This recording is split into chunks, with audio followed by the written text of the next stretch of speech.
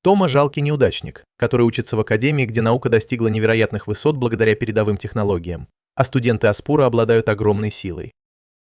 Академия находится на переднем крае науки и технологий. Но наш парень Тома – просто глупый и невезучий неудачник с самого рождения. Возможно, потому что его мама верила, что курение и алкоголь во время беременности никак не влияют на ребенка. В любом случае, когда он заходит в ресторан, чтобы заказать что-нибудь вкусное, он видит, как какой-то бандит пристает к девушке. Девушке явно это не нравится, и Тома решает стать героем и пойти разобраться с бандитом. Он просит его оставить девушку в покое, но тут из туалета выходит банда бандита, который нюхал какой-то белый порошок. Они собираются разобраться с Томой. Он в ужасе убегает, но когда он добирается до городского моста, то понимает, что бандиты его не преследуют. Он облегченно вздыхает, когда девушка из ресторана спрашивает, какого черта он посмел пойти против бандита, если собирался убежать. Она спрашивает, не он ли прогнал их всех. Она соглашается и выпускает электрический разряд из своего тела. Она начинает рассказывать о рельсотронах, которые используют мощную электромагнитную силу для стрельбы металлическими снарядами на огромной скорости, и демонстрирует свое умение, стреляя в Тома с 3-кратной скоростью звука. Он ошеломлен, когда видит, что натворила девушка, и говорит ей, что он знал, что она аспер 5-го уровня, и решил спасти бедного бандита от ее выстрела. Она говорит ему, что они все были неудачниками нулевого уровня, так что ей даже не нужны были ее способности, чтобы справиться с ними. Тома говорит ей, что знает, какая она крутая, так что пусть перестанет хвастаться и идет на кухню, где ей самое место. Это выводит девушку из себя. Она внезапно запускает в него молнию, а Тома пытается объяснить, что он тоже нулевого уровня.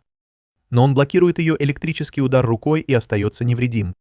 Он пытается сохранять спокойствие и говорит девушке, что ей не повезло, когда она встретила его, и она решает позвать Тора на помощь, чтобы разобраться с этим идиотом. Из-за ее мощной атаки электричество во всем городе отключается, и Томе приходится страдать. Его вентилятор не работает.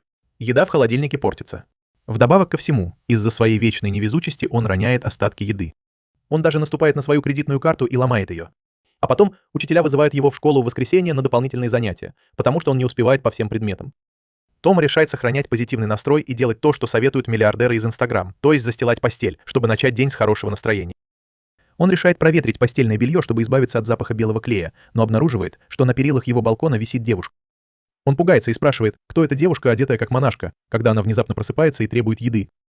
Том удивляется, что с ней не так, но она говорит, что будет очень счастлива и благословит его, если он ее накормит.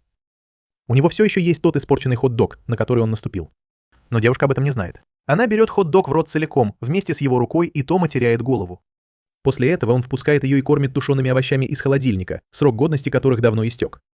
Ей это нравится, потому что бесплатная еда всегда вкусная. Тома чувствует себя немного виноватым. Он решает съесть несвежую еду, чтобы не обидеть ее, но тут же теряет сознание. Девушка представляется индексом, и Тома думает, что это не настоящее имя. Она объясняет, что она индекс запрещенных книг, и прошлой ночью за ней гнались плохие парни, которые хотели заполучить больше 100 000 магических книг, которые у нее есть. Она пыталась сбежать от них, но упала на балкон Томы и уснула там. Тома спрашивает, есть ли у нее флешка с книгами или ключ от библиотеки. Но индекс говорит, что все книги у нее с собой, и никто не может их взять без ее разрешения. Он спрашивает, кто за ней охотится. Она отвечает, что это злые маги из магического совета. Тома еще больше удивляется, потому что в этом мире суперсилы обычное дело, а магии нет. Он говорит, что сверхъестественные способности можно развить с помощью науки в таких местах, как этот город-академия. Но магия невозможна. Индекс настаивает, что если сверхъестественные способности реальны, то и магия реальна. Тома просит ее показать доказательства, но она говорит, что не может использовать магию. Он расстроен, но потом говорит ей, что у него тоже есть особая способность. Он может нейтрализовать любую сверхъестественную способность своей правой рукой. Но индексу это кажется глупым, и она смеется над ним. Они начинают спорить.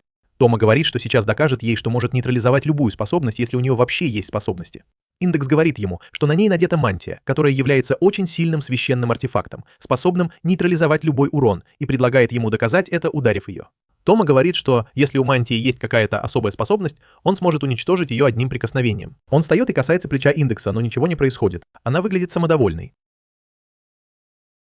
Но вдруг ее одежда взрывается, и Тома видит ее обнаженное тело. В отместку индекс кусает его, а потом уходит в угол комнаты. Тома извиняется, говоря, что не знал, что так получится. Вскоре индекс возвращается в своей мантии, полностью восстановленной. Тома вспоминает, что у него лекция. Он спрашивает индекс, что она собирается делать.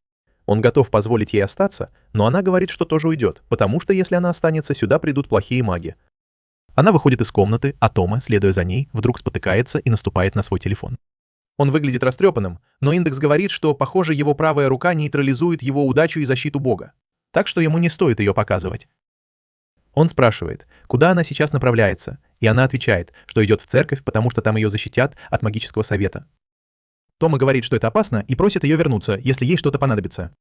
Индекс говорит, что она вернется за едой, а потом пугается, когда ее окружают огромные роботы-пылесосы. В общем, Тома идет на лекцию, где их преподаватель говорит, что все, кто не сдаст тест, останутся после уроков. Тома один из лучших учеников. Он остается до конца занятий. Когда он возвращается домой, вчерашняя девушка с рельсотроном находит его. Она вызывает его на повторный бой, но Тома игнорирует ее, как игнорирует бездомных у Старбакса. Девушка прилипчивая, как продавец страховки, и говорит Томми, что она мисс А, одна из лучших учениц Академии, и хочет снова с ним сразиться. Тома говорит, что ему это не интересно, и миссис посылает ему электрический разряд, чтобы оглушить его. Также происходит короткое замыкание всей электроники поблизости. Тома злится и спрашивает мисс А, в чем, черт возьми, ее проблема. Он говорит, что никогда ничего не делал, чтобы разозлить ее, и что ей стоит перестать его доставать. Но мисс А здесь только из-за духа соперничества, потому что ей не понравилось, что она не смогла победить тому вчера. Он сдается, чтобы она от него отстала, но она просит его отнестись к этому серьезно. Он говорит, что она пожалеет, если он это сделает, но тут гигантские роботы-пылесосы снова включаются и думают, что на них кто-то напал. Они начинают преследовать индекса, и Тома вынужден бежать вместе с ней. Он возвращается домой поздно вечером, уставший, и видит, что индекс лежит без сознания у его двери. Он подходит, чтобы разбудить ее, но вдруг замечает, что она серьезно ранена. Он в шоке, не понимая, кто мог это сделать, когда сзади появляется высокий рыжеволосый парень с татуировкой в виде штрих-кода на лице и говорит, что это сделали маги. Маг по имени Магнус удивляется, зачем индекс вообще пришла сюда, и понимает, что это должно быть из-за ее волшебной мантии, которая обладает какой-то магической силой, и они смогли ее отследить. Тома понимает, что индекс пришла сюда, чтобы забрать мантию и спасти его жизнь. Это его сильно шокирует. Он поворачивается к Магнусу, который говорит, что он не причинял вреда индексу, но его напарник сделал это. Он говорит, что волшебная мантия индекса должна была защитить ее от большинства повреждений, но, похоже, она была повреждена. Тома встает и сердито спрашивает Магнуса, неужели у магов нет никаких идеалов справедливости и морали, чтобы преследовать и причинять боль такой девушке, как индекс? Магнус говорит ему отойти в сторону, если он просто собирается болтать, потому что ему нужно забрать девушку. Он говорит, что ему нужны 100 тысяч магических книг, которые хранятся в ее памяти. Тома ошеломлен, услышав это, и Рыжий объясняет, что индекс обладает способностью запоминать все, что видит. И она прочитала все магические книги, которые считаются запретными и запрещены во всем мире. Вот почему за ней охотятся многие группы магов. И он здесь, чтобы забрать ее, пока до нее не добрались те, кто еще хуже. Это злит Тома, и он бросается на Магнуса, но тот легко уклоняется от его слабой атаки и решает прикончить его просто ради забавы. Он отбрасывает сигарету и превращает ее в огромный огненный шар, который запускает в Тома. Том в отчаянии, потому что его способности всю жизнь работали против магии, и он не уверен, что они смогут защитить его от волшебства. Огненная атака попадает в него, и Магнус думает, что дело сделано. Но Том по-прежнему в полном порядке, потому что его правая рука все-таки смогла отразить магическую атаку. Магнус снова нападает на него, но на этот раз Том легко отражает его заклинание. Растерянный маг решает использовать свой козырь и призывает огненного духа, который когда-то был королем охотников на ведьм. Огненный дух атакует Тома, но тот просто отмахивается от него. Но дух снова обретает форму. Том не может понять, почему его сила не работает, когда огненный дух атакует его крестом. И даже это не уничтожается его правой рукой. Он в недоумении, когда Индек вдруг начинает рассказывать о рунах, которые разбросаны по всему зданию и позволяют огненному духу бесконечно восстанавливаться, и что их нужно уничтожить, чтобы справиться с ним. Том смотрит на Индек, которая была захвачена системой безопасности. И пока она объясняет тому, как справиться с рунами, Магнус наступает ей на голову, чтобы остановить ее.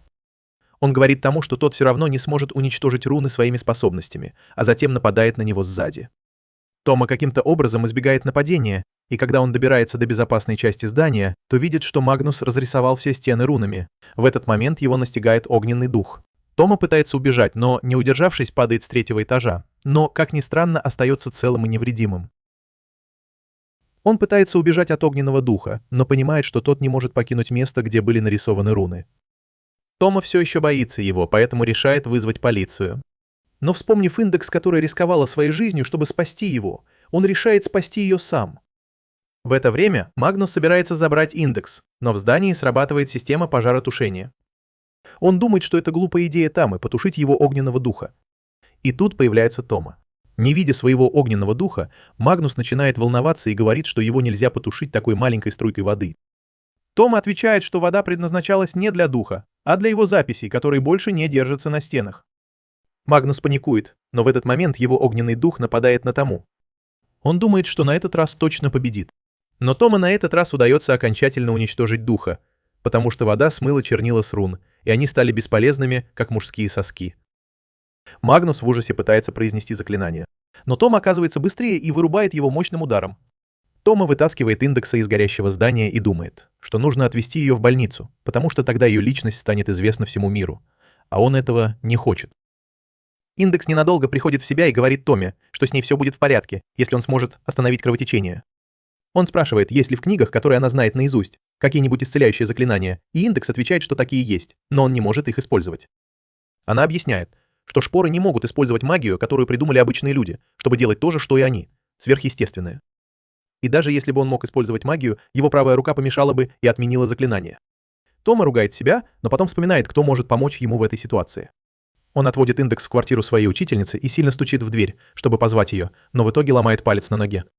Когда учительница открывает дверь, Тома говорит, что им нужна ее помощь, потому что это срочно, и врывается в комнату, полную пивных бутылок и окурков. Учительница изо всех сил старается навести порядок и выглядеть достойно перед своим учеником, но Томе все равно. Он кладет Индекс на пол и собирается объяснить все учительнице, но вдруг Индекс теряет сознание. Она говорит, что если ей не окажут помощь, то через 15 минут она умрет. Тома паникует, говорит, что вызовет скорую, и просит учительницу сделать все, как говорит Индекс. Бедная учительница даже не понимает, что происходит, но соглашается помочь. Тома спрашивает Индекс, может ли она что-нибудь сделать для нее. Учительница просит его убраться из комнаты, потому что он может разрушить заклинание исцеления одним своим присутствием. Тома обижается и выбегает из комнаты, проклиная свою неудачную способность. В комнате Индекс спрашивает учительницу Камо о текущей дате и времени, и та называет точное время с точностью до секунды без помощи часов. Она объясняет, что ее биологические часы так же точны, как атомные. Индекс может это подтвердить, посмотрев на положение звезд на ночном небе. Затем она встает и кровью рисует на столе магический круг, соответствующий положению созвездий на небе. Она говорит Камо, что ей нужна помощь на следующем этапе. Если она будет следовать инструкциям, все будет хорошо. Камо паникует и пытается вызвать скорую, но Индекс спрашивает, может ли скорая полностью вылечить ее и восстановить жизненные силы за несколько минут. Камо не знает, что ответить, и решает последовать ее совету. Индекс раскладывает на столе предметы, чтобы создать имитацию комнаты. Она бросает несколько шариков, которые автоматически катятся и встают на место пивных банок. Затем Индекс объясняет, что они вызовут ангела с небес, чтобы исцелить ее, и просит Камо спеть молитву вместе с ней. Несмотря на волнение, Камо поет вместе с ней. Внезапно комната начинает трястись. Камо в шоке, но Индекс говорит ей, что теперь связь между этой комнатой и столом установлена, и она может вызвать ангела. Она просит Камо представить себе сияющего ангела, который появляется в комнате, и Камо чувствует, что растворяется в воздухе, пытаясь сосредоточиться. Ей удается вызвать ангела, но он тут же исчезает, когда она теряет концентрацию. Индекс говорит ей попробовать еще раз, и Камо начинает молиться изо всех сил, и ангел появляется снова. Она исцеляет Индекс. Вскоре все приходит в норму. Система безопасности в Индексе отключается, убедившись, что ей больше ничего не угрожает, и Индекс теряет сознание, приходя в себя. Она рада, что не умерла, потому что это было бы тяжким грузом для Тома, и спокойно засыпает. На следующее утро Том приходит проверить, все ли в порядке. Камо требует объяснений, почему Индекс так близка с Томом, и спрашивает, кто она такая. Он пытается соврать, что она его сестра, но Камо не верит. В любом случае, она говорит тому, что сообщит об этом инциденте в Совет Академии, потому что это очень серьезно, и она не хочет, чтобы ее ученик подвергал себя опасности. Она говорит тому, что ему стоит хорошенько подумать, пока она сходит в магазин за продуктами. Когда они остаются одни, Том начинает ухаживать за Индексом и говорит, что не хочет больше втягивать Комо в это дело. Она соглашается, говоря, что им тоже не стоит больше позволять ей использовать магию. Потому что когда люди узнают все больше и больше о магии, их мозг постепенно разрушается. Затем она спрашивает Тома, хочет ли он узнать о ней больше и почему на нее напали. Он соглашается. Индекс рассказывает ему, что магия изначально была разработана церковью. Но когда политика разделила церковь на разные фракции, появились и разные школы магии. Некоторые магические заклинания были признаны слишком опасными, чтобы их использовать, и запрещены. Но каждая школа магии продолжала их искать.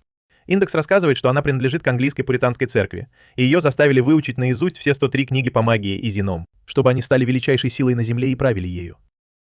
Люди, которые за ней охотились, были из специального подразделения, называемого церковью необходимого зла, которое занимается всей грязной работой в мире магии. Том бьет ее по лбу и спрашивает, почему она не рассказала ему об этом раньше, а Индекс прячется под одеялом, говоря, что не думала, что он ей поверит. Более того, она не хотела, чтобы он ее боялся или ненавидел. Том щелкает ее по лбу и говорит, чтобы она не беспокоилась об этом и обещает, что победит любого, кто придет за ней своей правой рукой. Индекс спрашивает, флиртует ли он с ней, и начинает дразнить его, говоря, что позвонит в ФБР. Пока они дурачатся, Магнус и его напарник наблюдают за ними издалека. Магнус чувствует себя неловко, видя, как Индекс счастлива. Он не хочет разрушать ее счастье, но и не может ослушаться приказа. С другой стороны, его напарница больше беспокоится о Томе и его способностях, потому что не смогла найти о нем никакой достоверной информации. Позже Кома возвращается из магазина и разрешает Томе и Индексу остаться у нее, не задавая никаких вопросов. Ночью Тома решает отвезти Индекс в баню, и она очень рада этому, потому что давно не была на улице. Когда Тома спрашивает ее о том, как она жила в Англии, Индекс отвечает, что совсем ничего не помнит. Она объясняет, что, похоже, потеряла память о своем прошлом и помнит только то, что было после того, как она приехала в Японию год назад. Однако, даже не зная своего имени, она помнила наизусть все запрещенные книги и сложную социальную структуру различных церквей. Тома спрашивает, не знает ли она, как потеряла память, и Индекс отвечает, что понятия не имеет. Это расстраивает Тому. Она дразнит его, спрашивая, не влюбился ли он в нее. Тома говорит, что ни за что не влюбится в девушку, которая ниже его ростом. Это так злит Индекс, что она кусает его и убегает. Пока Тома пытается ее найти, он внезапно оказывается в совершенно пустом месте. Он удивляется, куда все подевались, и тут появляется мечница с Магнусом и говорит, что использовала руны, чтобы обычные люди не заходили сюда. Она представляется как Каори из магического совета и говорит Томе, чтобы он отдал ей Индекс, если не хочет умереть. Он отказывается, и Каори демонстрирует свою силу, с легкостью разрубая стальной столб. Том, увидев это, чуть не падает в обморок, но все равно отказывается сдаваться. Тогда Каори решает применить силу и наносит ему мощный удар, от которого он в панике отступает. Она говорит, что ее особая техника настолько быстрая, что может убить его 7 раз за секунду, и он даже не сможет отразить ее своей правой рукой, потому что не успеет ее коснуться. Том решает рискнуть и бросается на нее, надеясь остановить ее в ближнем бою. Каори наносит ему еще один удар, и он падает на землю. Когда он пытается встать, она говорит, что у нее вся ночь впереди, и она не хочет убивать его, поэтому будет задавать вопрос снова и снова, пока он не ответит. Том снова поднимается и в отчаянии бросается на нее. Но прежде чем он успевает до нее дотянуться, его руку рассекает острая стальная проволока, которую Каори использовала для защиты, и он не заметил ее, потому что был слишком сосредоточен на ее мече. Он вдруг понимает, что Каори не волшебница, и говорит ей об этом. Она отвечает, что ей даже не нужно использовать магию против такого, как он, и просит его не вынуждать ее, потому что она не хочет никого убивать. Она снова просит его сдаться. Но Том говорит, что никогда не сдастся Индексу. Он бросается вперед, не обращая внимания на атаки Каори. Тогда она решает перейти к ближнему бою. Она сбивает Тома с ног, а затем наступает на него, и если бы его жизнь не была в опасности, он бы уже кончил. Она спрашивает, почему он так старается ради девушки, которую только что встретил, а Тома спрашивает, почему она преследует Индекс. Он начинает говорить о том, что он неудачник, который даже не смог защитить одну беспомощную девушку, но он думает, что Каори другая, она сильная. И видя, что она его еще не убила, Тома понимает, что она не совсем бессердечная. Он спрашивает, почему она не спасает Индекс вместо того, чтобы охотиться на нее. И тут Каори внезапно взрывается. Она говорит, что ей тоже не нравится это делать, потому что Индекс — ее подруга, и она хочет, чтобы Индекс была счастлива. Она говорит, что она из церкви необходимого зла, которая является ответвлением той же церкви, что и Индекс. Тома в замешательстве, и Каори объясняет, что идеальная память Индекс — это корень всех проблем. Она говорит, что возможности человеческого мозга ограничены, поэтому он забывает старые и бесполезные вещи, но Индекс не такая. Она помнит каждый листок каждого дерева, которое видит во время прогулки, и лицо каждого, кого когда-либо встречала. Вот почему пришлось стереть ее воспоминания, чтобы ее мозг не перегружался, и они здесь только для того, чтобы вернуть ее. Тома спрашивает, почему Индекс назвала их, Каори и Магнуса, злыми волшебниками, если они из одной церкви, и Каори говорит, что она их не помнит. Она говорит, что без воспоминаний Индекс была просто напуганной девушкой, которой приходилось принимать решения, чтобы защитить себя, поэтому она все время убегала от них. Но им нужно поймать ее и снова стереть воспоминания, потому что, если ее мозг перегрузится, она умрет. Тома в ужасе от услышанного, и Каори объясняет, что 85% мозга Индекса заполнено волшебными книгами, и если остальные 15% заполнятся слишком быстро, то ей будет грозить серьезная опасность. Она говорит, что единственный способ сохранить жизнь Индексу — стереть его воспоминания, и это нужно делать раз в год, иначе ничего не получится. Она говорит, что на этот раз осталось всего 3 дня, чтобы стереть воспоминания Индекса, и просит Тому спокойно передать ее им. Она уверяет его, что они делают это только для того, чтобы спасти ее, и ей ничего не грозит.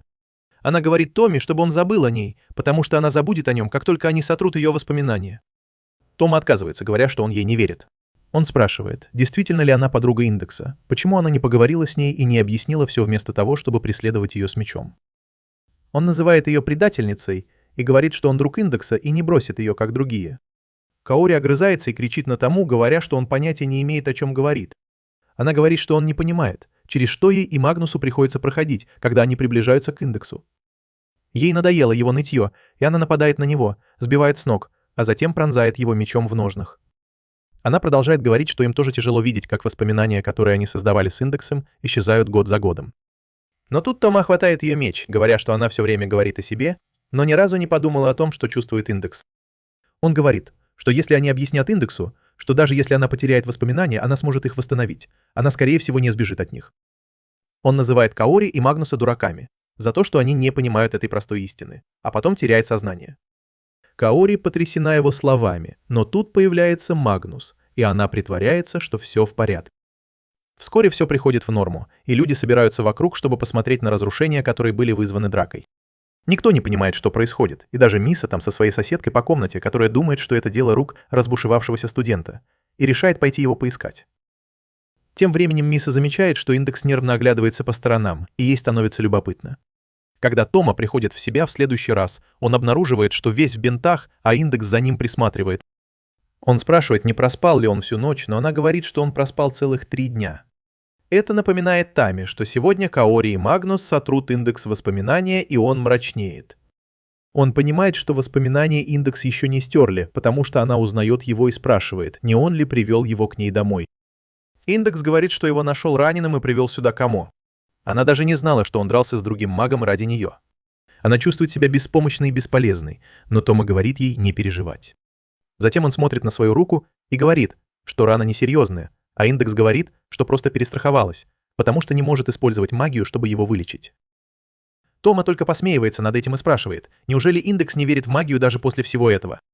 Тома отвечает, что просто не хочет слышать, как она говорит о магии, и Индекс думает, что он говорит о чрезвычайной личности, которая просыпается, когда ей грозит опасность. Она говорит, что тоже не любит об этом говорить, поэтому меняет тему и спрашивает Тому, не голоден ли он. Она готовит рис без приправ, и Томе уже становится противно от этого. Он говорит Индексу, что не голоден, но она подходит к нему и выливает еду ему на голову. Пока она помогает ему вытереть ее, раздается звонок в дверь, и Индекс идет открывать.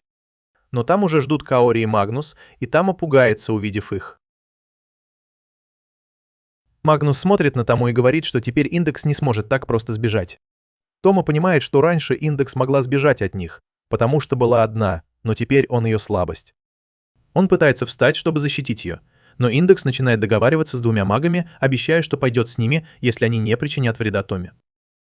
Магнус ухмыляется и говорит, что Тома оказался лучшей гарантией свободы Индекса, чем он ожидал. Он говорит, что до того, как память Индекса сотрется, осталось около 12 часов, и если она хочет, чтобы Тома был в безопасности, ей стоит забыть о побеге. Они уходят, и Индекс говорит Томе, чтобы он не волновался за нее. Она говорит, что заключит сделку с плохими магами и позаботится о том, чтобы его жизнь не пострадала. Внезапно она теряет сознание, и Тома поддерживает ее. Сейчас ночь, и пока Тома присматривает за Индексом, у Камо звонит доисторический телефон. Тома поднимает трубку и слышит голос Каори. Она говорит, что Индекс достигнет своего предела в полночь, и тогда они придут за ней. Тома говорит, что будет сопротивляться изо всех сил, но Каори отвечает, что он ничего не сможет сделать. Она говорит, что позвонила ему только для того, чтобы он мог попрощаться с Индексом, а потом оставил ее в покое. Тома спрашивает, нет ли другого способа спасти Индекс, потому что стирать ее воспоминания слишком жестоко. Он говорит, что, возможно, есть какое-то заклинание, которое поможет ей, и что в книгах, которые запомнил Индекс, может быть какое-то решение. Но Каори считает, что это невозможно. Она думает, что будет сложно найти полезное заклинание в памяти индекса без долгой и сложной процедуры. А церковь позаботилась о том, чтобы никакая внешняя магия не повлияла на ее воспоминания о магических книгах. Каори говорит, что разум индекса слишком пострадал от запоминания всех запрещенных текстов. И они тоже не могут стереть свои воспоминания о книгах. Тома говорит, что если магия не может помочь, то пусть попробуют ученые. Он говорит, что в Академии много гениев и талантливых людей, и они могут помочь. Но Каори не хочет рисковать. Она говорит Томе, что он должен сделать все возможное, чтобы бороться с ними, даже зная, что проиграет, и кладет трубку. Тома не готов сдаться, поэтому он думает, что же ему делать. Внезапно он находит на полке книгу о потере памяти и решает обратиться к ней. Но ничего полезного он там не находит, поэтому думает, что, может быть, ему удастся связаться с кем-то из исследователей. Однако Камо сейчас принимает ванну, поэтому Тома решает поискать в телефонном справочнике города. Он звонит в разные больницы и лаборатории, но никто не отвечает. Единственная врач, которая ответила на его звонок, посмеялась над ним за то, что он говорит о магии и тратит ее время, потому что уже полночь. Тома смотрит на часы. И как только они бьют 12, он слышит, что дыхание индекса становится тяжелее, через несколько секунд приходят Магнус и Каори и отталкивают Тому, чтобы наклониться над индексом. Они собираются начать ритуал стирания ее памяти, но Тома просит их остановиться. Он говорит, что хочет попробовать силу науки, чтобы спасти индекс, не стирая ее драгоценные воспоминания, потому что это то, чего все хотят. Однако Магнус хватает его за голову и спрашивает, действительно ли он хочет попробовать, когда на кону жизнь индекса. Он спрашивает, настолько ли Тома уверен в силе науки, что готов прикоснуться к магическому артефакту, который сотрет ее память, чтобы сделать ее бессильной. Но это значит, что он подвергнет индекс опасности. Тома колеблется, и Магнус говорит ему сесть в углу, как маленькому неудачнику, и позволить им делать свою работу. Когда они начинают готовиться к ритуалу, Тама начинает плакать, как девчонка, потому что он не смог спасти даже одну девушку. Магнус говорит ему, чтобы он шел и плакал где-нибудь в другом месте, потому что он не хочет, чтобы его невезение помешало ритуалу и привело к смерти индекса. Однако Каори решает дать ему время, чтобы он смог примириться со своими чувствами и попрощаться как следует. Она вспоминает, как в первый раз им пришлось стереть индекс из памяти. Они тоже плакали всю ночь, пока ждали. Она думает, что если у Томы остались какие-то чувства к индексу, он может представлять угрозу для ритуала. До начала ритуала осталось 15 минут, и Магнус неохотно соглашается дать Томе 10 минут, чтобы поговорить с индексом. Когда оба мага уходят, Тома обнаруживает, что индекс не спит. Она видит рисунок на стене и боится, что плохие маги пришли, чтобы забрать ее. Она говорит Томе, чтобы он убегал, но он просит ее успокоиться, потому что теперь все улажено. Он обнимает ее, извиняется за свою слабость, но обещает, что в следующий раз такого не случится. Он говорит, что станет достаточно сильным, чтобы дать отпор всем, кто так с ней обращается. Индекс просто улыбается и благодарит его, прежде чем снова заснуть. Тома начинает плакать, что ничего не смог сделать. Затем он вдруг задумывается, как всего лишь год воспоминаний может занимать 15% разума индекса, даже если у него идеальная память. Он сомневается в самих статистических данных и задается вопросом, как Каори вообще их придумала. Он звонит Комо, который наконец вышел из ванной, и спрашивает об условиях идеальной памяти. Она говорит, что это редкое состояние, но абсолютно нормальное. А потом Тома спрашивает, сколько лет воспоминаний может поместиться в мозгу человека. Если это всего 15%, потому что это значит, что такие люди могут прожить всего 7 или 8 лет, прежде чем их мозг переполнится информацией и они умрут. Кэму приходится объяснять ему, что он говорит как псевдонаучный конспиролог, и что это невозможно. Она объясняет, что человеческий мозг может хранить до 140 лет воспоминаний, которые опять же делятся на разные категории. И сколько бы информации ни поступало в мозг, это просто невозможно, чтобы она стала настолько опасной, что человек мог умереть. Тама вдруг понимает, что статистика была неверной, и индекс не умрет из-за перегрузки памяти. Он думает, что либо Каори солгала ему, либо ей самой церковь внушила эту ложь. Но это не меняет того факта, что состояние индекса ухудшается с приближением срока. Тома думает, что церковь наложила на нее заклятие, чтобы она умерла, если ее память не будет каждый год сбрасываться, потому что иначе она могла бы представлять для них угрозу. И ее друзья тоже были бы послушными. Он уверен, что это так, и решает разрушить это заклятие своей силой. Он касается ее лица, чтобы разрушить заклятие, но не чувствует никакой особой силы. Он начинает думать, не стоит ли ему воспользоваться этим шансом и коснуться всего тела индекса, чтобы найти заклятие. Но вдруг он замечает, что она дышит ртом. Это наводит его на мысль, и он сует свои грязные немытые пальцы в рот индекса. Он касается проклятой руны, и его руку тут же отбрасывает назад. Когда он отходит, Инскейп начинает парить в воздухе, а от ее тела исходит темная аура. Ее глаза становятся зелеными и безжизненными, когда аварийная программа берет верх над ее разумом. Она угрожающе бросается на Тома, который использует свою силу, чтобы оттолкнуть ее, и происходит взрыв, который привлекает внимание двух магов снаружи. Тем временем аварийная программа подтверждает, что защитная печать на разуме Inkscape сломана, и ее нельзя восстановить автоматически. Программа ставит сохранение 3 сезонов и магических книг превыше всего остального. Поэтому она решает сначала уничтожить нападавшего. Она тщательно анализирует Тома и выбирает заклинание из магических книг, чтобы быстро и полностью его уничтожить. Она применяет заклинание, и все в шоке смотрят на нее. Перед лицом этой опасности у Тома в голове возникает вопрос. Он спрашивает Inkscape, почему она не может использовать магию, если она не в ускоренном режиме. Но вместо ответа она просто атакует его. Том блокирует ее атаку правой рукой, но все равно чувствует давление и боль от сложного заклинания. Каори и Магнус тоже не могут поверить, что Inkscape может использовать магию. Но Том говорит им, что она всегда могла это делать, а церковь лгала им, потому что не хотела, чтобы она использовала свои силы. Он говорит им, что даже если ее воспоминания не стираются каждый год, она не умрет, и церковь просто наложила на нее заклинание, чтобы это выглядело так. Он говорит, что они могут спасти индекс, если уничтожат заклинание, и спрашивает двух магов, не думают ли они, что церковь расскажет таким, как они, отбросам общества, всю правду. Они шокированы этим, а индекс решает использовать другое заклинание, потому что предыдущее не сработало. Тома еще больше расстраивается, но тут Магнус решает помочь ему. Он покрывает всю комнату талисманами, а Каори тоже поддерживает его, потому что Тома больше не может сопротивляться разрушительной атаке индекс. Их совместные усилия позволяют им перенаправить атаку в небо, где она легко уничтожает спутник.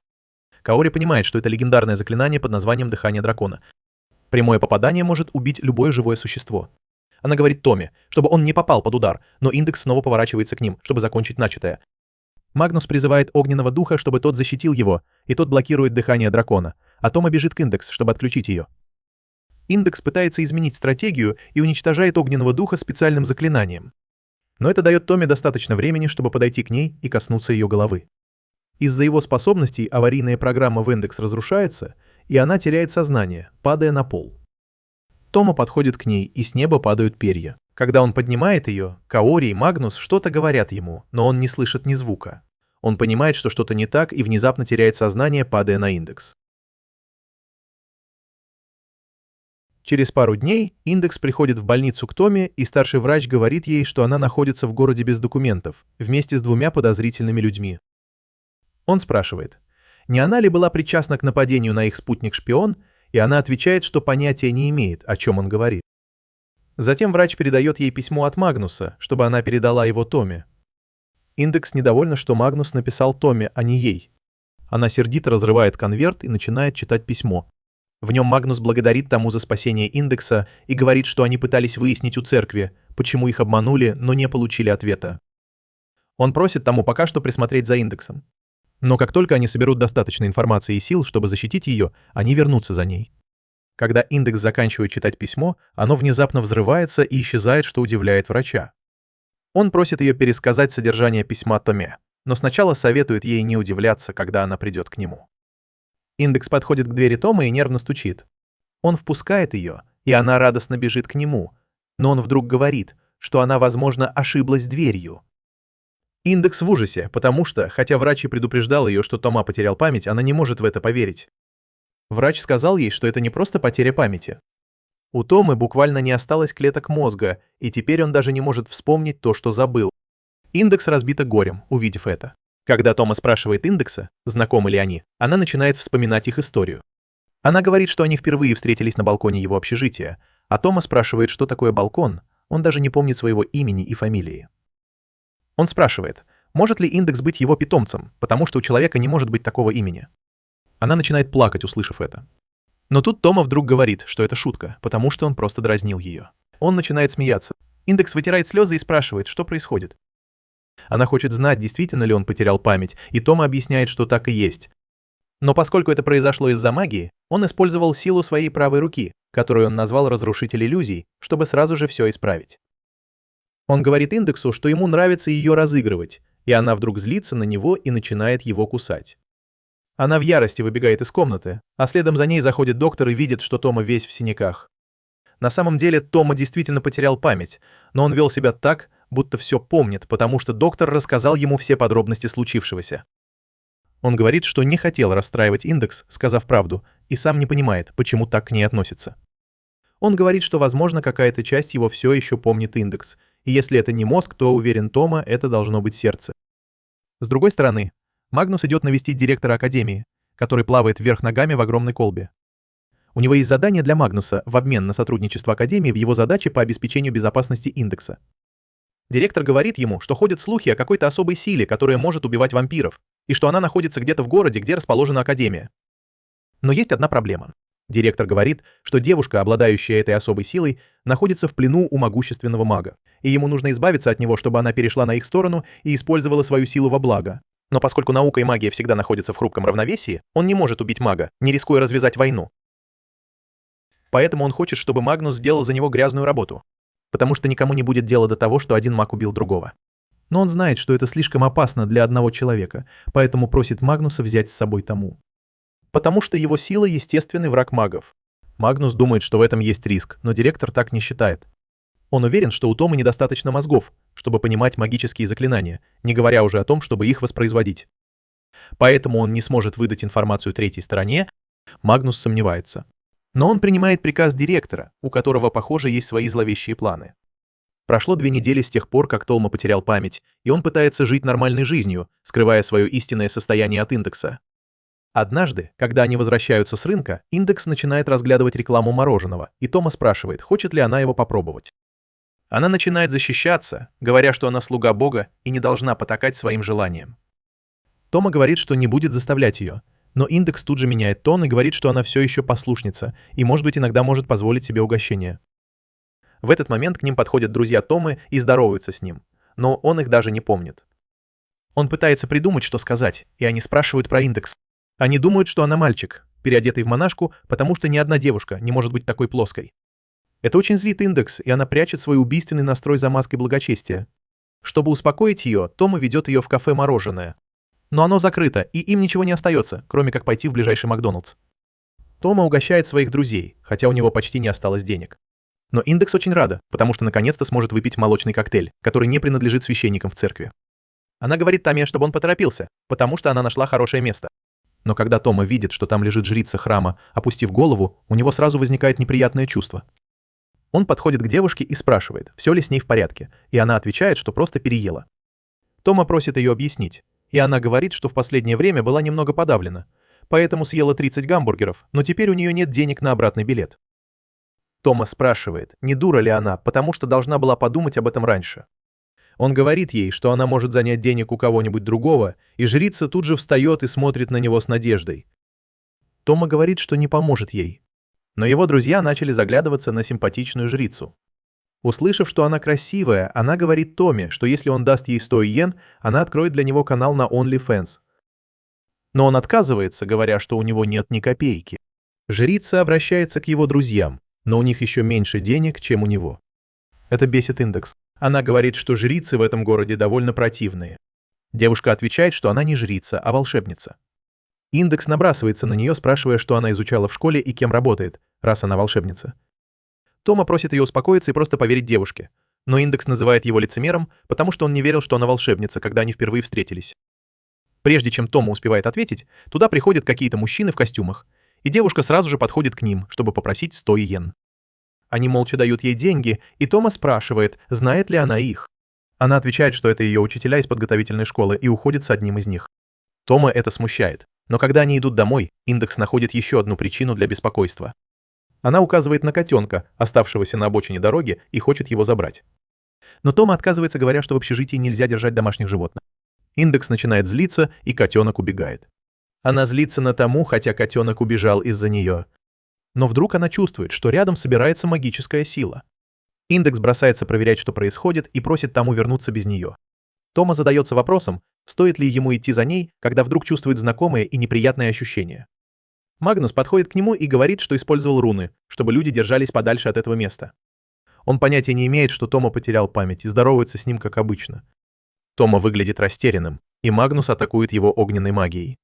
Но Тома поднимает правую руку и нейтрализует магию.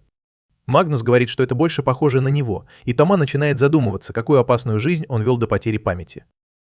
В любом случае, Магнус достает из кармана письмо и с помощью магии заставляет его страницы кружиться в воздухе. Тома понятия не имеет, что происходит. И Магнус говорит ему, что им нужно проникнуть в школу Миссава, потому что там держат в плену девушку. Он рассказывает, что основатель школы – могущественный маг из фракции алхимиков. Но за фасадом школы скрывается псевдорелигиозная организация с очень подозрительными целями и мотивами. Тома решает, что ситуация выходит из-под контроля, и если он не возьмет себя в руки, Магнус узнает его секрет. Он вдруг начинает вести себя жестко. Говорит Магнусу, чтобы тот не командовал им. Рыжеволосый маг говорит, что эта миссия важна для мира, и начинает рассказывать подробности. Основатель школы – известный алхимик по имени Аврелий, который пропал 3 года назад, и никто о нем не слышал, пока он не вернулся.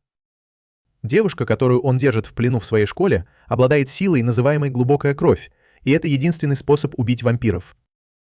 Тома в шоке от того, что вампиры существуют, и Магнус говорит, что даже большинство магов не верили в их существование. Но сила глубокой крови существует только для того, чтобы убивать вампиров. А если она существует, значит и вампиры тоже должны быть.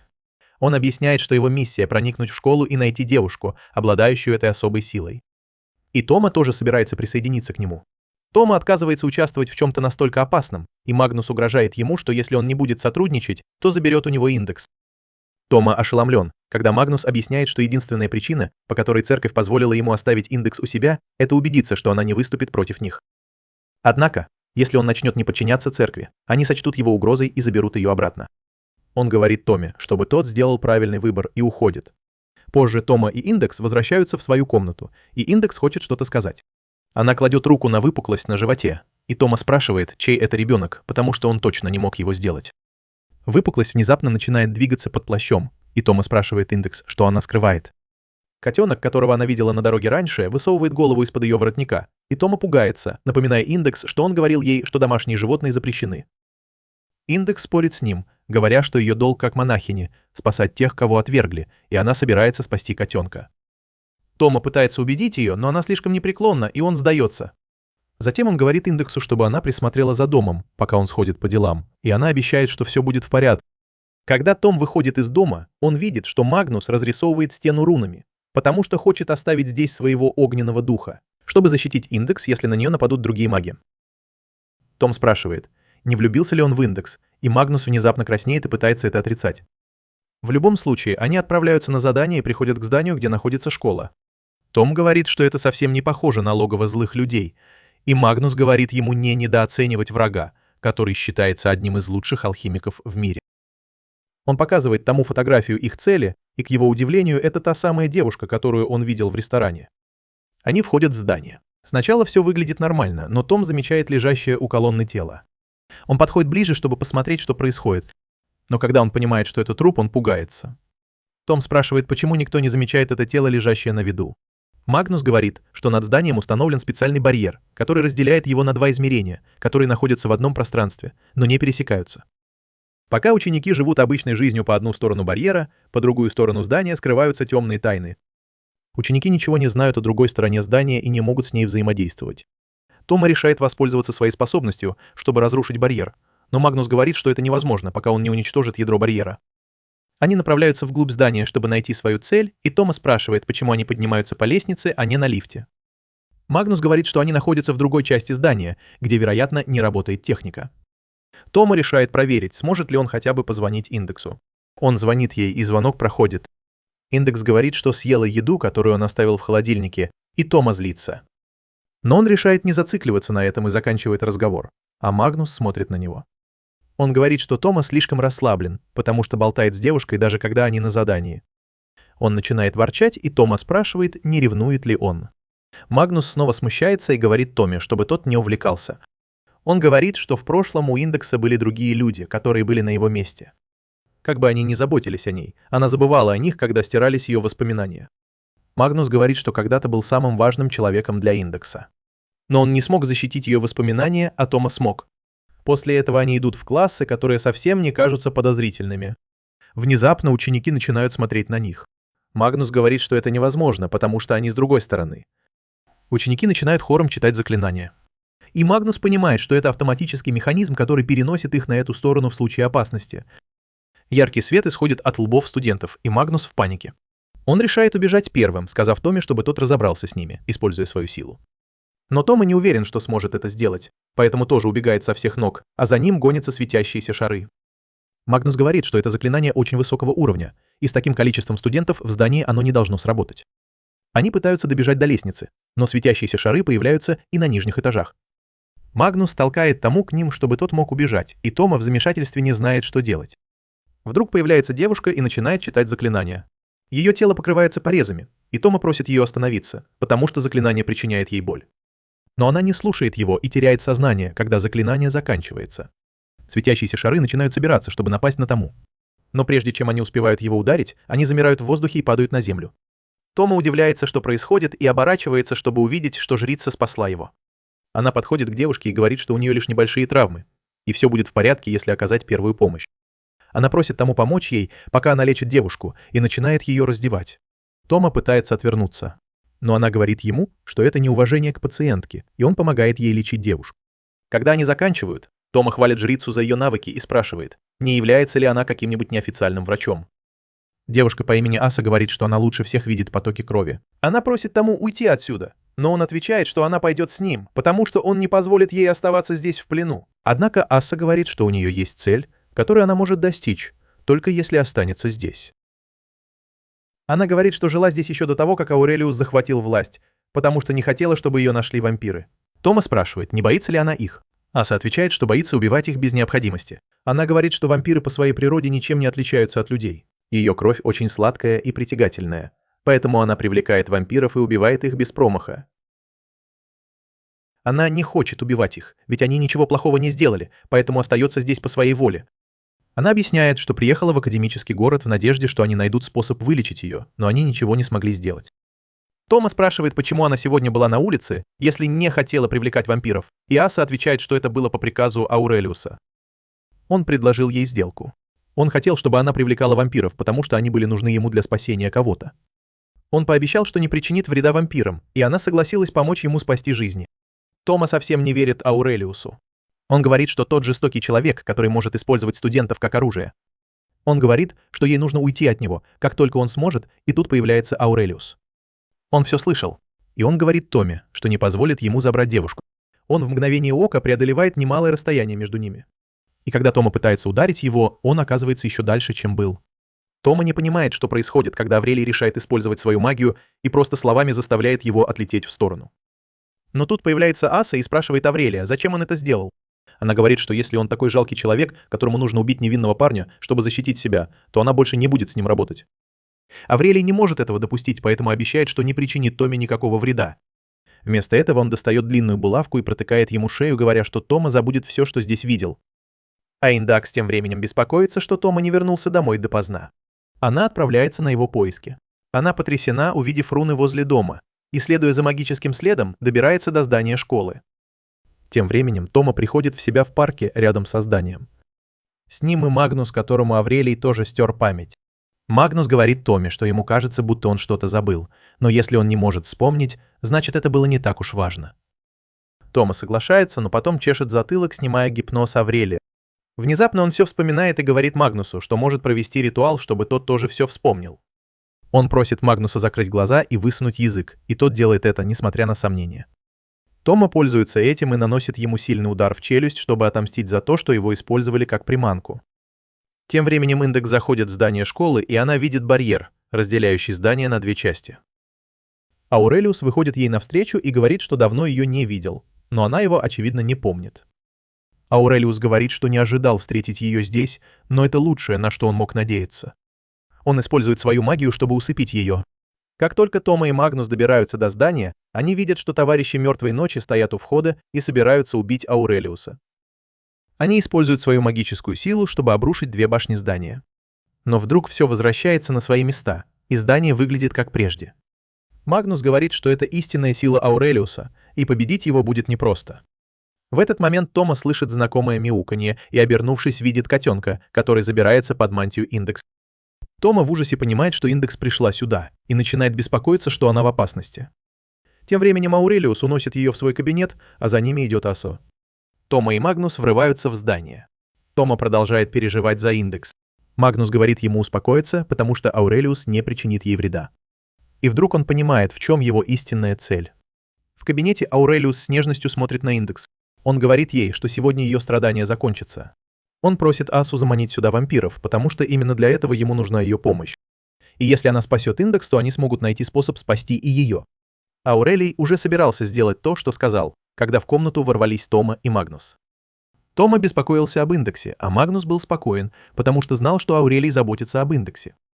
Он рассказал Томми, что Аурелий тоже когда-то был опекуном девочки, как и они, и что он, вероятно, 3 года назад ушел в подполье, чтобы найти способ спасти ее. Вместо того, чтобы прямо сказать, что опасное заклинание на Индексе снято, этот рыжий придурок продолжает говорить, что Аурелий не сможет спасти Индекс, что бы он ни делал. Аурелий воспринял это как оскорбление и подробно объяснил свой план. Он сказал, что память Индекса нужно стереть только потому, что она смертная, и ее мозг не может справиться с огромным количеством информации. Но если она станет бессмертным вампиром, то ей не придется об этом беспокоиться. Он сказал, что все это ради спасения Индекса, но Тома разозлился, когда подумал, что Аурелий собирается превратить ее в вампира. После бурной реакции Аурелия Магнус наконец решил признаться. Он сказал, что не сможет спасти Индекс, потому что в этом нет необходимости. Он рассказал, что Индекс уже спас Тома, и поскольку он был в изоляции последние 3 года, он мог об этом не знать. Аурелий был озадачен и попросил объяснить, как человек без особых способностей может спасти Индекс, пока она еще человек. Магнус рассказал ему о способности Томы, которая помогла снять опасные заклинания с Индекса. Аурелий не мог в это поверить. Магнус говорит, что теперь Индекс может жить счастливо, как и хотели все ее друзья, но заслуга в этом Тома. Аурелий чувствует, что из-за этой неудачи он в долгу перед следующим поколением, и его придает тот факт, что кто-то другой спас Индекс. Внезапно Индекс начинает говорить во сне, называя имя Тома и прося у него еды. Магнус начинает смеяться, и Том присоединяется к нему, но Аурелий злится. Он использует свою силу, чтобы пригвоздить их к земле за то, что они растоптали его чувства. Он пронзает их шеи и использует свою силу, чтобы убить их. Но тут появляется Аса. Она говорит Аврелию, что понимает его чувства, а Том просит ее уйти, потому что она больше не нужна Аврелию. Он прикусывает большой палец, чтобы освободиться от заклинания Аврелия, который снова наносит себе удар и использует свою силу, чтобы убить Асу. Том бросается к ней, когда Аса падает, и в ее голове проносятся воспоминания о ее жизни. С самого детства она привлекала вампиров, которые не могли устоять перед запахом ее сладкой крови. Они знали, что умрут. Но они все равно пытались выпить ее кровь, но даже небольшого контакта с ней было достаточно, чтобы они испарились. Она не хотела никому причинять боль, поэтому, когда Аврелий предложил ей использовать ее способности, чтобы помочь кому-то, она взяла его за руку, потому что знала, что он честен. Но теперь, когда он потерял цель, он обратился против нее. Том держит Асу на руках, а Аврелий смеется, говоря, что она ему больше не нужна. Он говорит, что тоже сдержал свое обещание и освободил ее от проклятой жизни. Внезапно Аша приходит в себя, и Аврелий в панике спрашивает Тома, как, черт возьми, он отменил свою речь. Том говорит ему заткнуться, иначе он его прикончит. Он кладет Ашу на землю и готовится сразиться с алхимиком, который достает еще одну булавку и вонзает ее ему в горло. Он приказывает тому умереть от удушья, но тот отменяет это своей способностью. Затем Аврелий приказывает ему умереть от удара током, но Том отменяет и эту атаку. Тогда Аврелий приказывает ему быть раздавленным машиной, и внезапно из ниоткуда появляется машина и начинает на него падать. Но прикосновение правой руки Тома способно это нейтрализовать. Он уверен, что сможет победить таким образом. Но Аврелий знает, как использовать свои слова без лазеек. Он приказывает создать мощное оружие, которое появляется в его правой руке. Он стреляет, пуля пролетает мимо Тома и пробивает огромную дыру в стене позади него. Том паникует, но Аврелий говорит, что не убьет его, пока не повеселится, мучая его. Он призывает 5 таких же пистолетов в каждую руку и стреляет в Тома, но все пули оказываются холостыми. Просто чтобы напугать его. Аврелий подходит ближе, чтобы еще больше помучить его, а Магнус насмехается над ним и его речью. Аврелий говорит, что это величайшая техника алхимиков, которая может подчинить реальность их воле. Магнус спрашивает, если это так здорово, то зачем ему понадобилась помощь Аши? Он говорит, что Аврелий мог просто использовать свои слова, чтобы создать вампиров из воздуха, и это раздражает алхимика. Он поднимает Магнуса в воздух и делает то же, что Кассандра Нова сделала с Человеком-факелом в Дэдпуле и с Росомахой. Ой, спойлер. Толму чуть не стошнило, когда он это увидел. Но потом он начинает обдумывать вопросы Магнуса. Он задается вопросом, почему Аврелий не использовал свою силу, чтобы спасти Индекса. Он думает, что за его способностью должно быть что-то еще, и вдруг его осеняет. Тем временем Аврелий решает прикончить Тому, потому что он уже теряет терпение. Он превращает свой пистолет в меч и стреляет Томе в правую руку, мгновенно отрубая ее. Он говорит, что теперь, когда Тома больше не может использовать свою странную силу, у него нет шансов. Но вдруг Тома начинает смеяться, как сумасшедший. Увидев его безумный взгляд, Аврелий опешил. Он в замешательстве и снова пытается выстрелить в него из пистолета меча, но промахивается. Он призывает 10 пистолетов мечей и стреляет в Тому, но промахивается.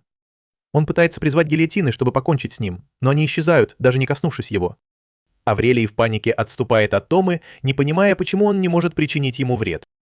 Он даже роняет свои иглы, когда достает их, и пока он пытается их подобрать, Тома угрожающе смотрит на него, спрашивая, зачем они ему вообще нужны. Аврелий уже готов обмочиться от страха и подбегает к Индексу, съежившись от страха. Он думает, что его способность убеждать людей уже не работает, и пытается взять себя в руки. Он встает, чтобы снова посмотреть на Тому, но видит, что Магнус уже оправился от его предыдущей атаки и сейчас держит Индекса.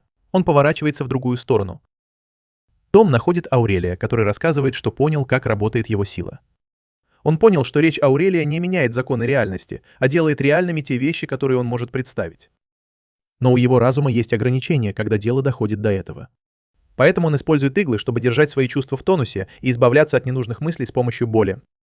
Увидев, что Том не испугался, даже потеряв руку, Аурелий подумал, что Том монстр, и его сила обернулась против него, когда вместо руки Тома появился монстр и прикончил алхимика.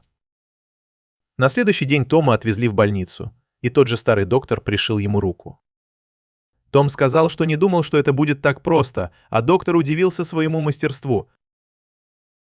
Он сказал, что не может поверить, что Тома попал сюда дважды за 2 недели, и спросил, не специально ли он приходит сюда ради медсестер. Том спросил, неужели доктор думает, что он оторвал бы себе руку, чтобы увидеть медсестер? Доктор разочаровался в нем и ушел. В этот момент пришел Магнус с корзиной яблок и начал их чистить. Он сказал Тому, чтобы тот не привыкал к такому поведению, но это меньшее, что он может для него сделать сейчас. Том спросил его о монстре, который появился из его руки. Магнус сказал, что это должно быть было проявлением отчаяния Аурелия.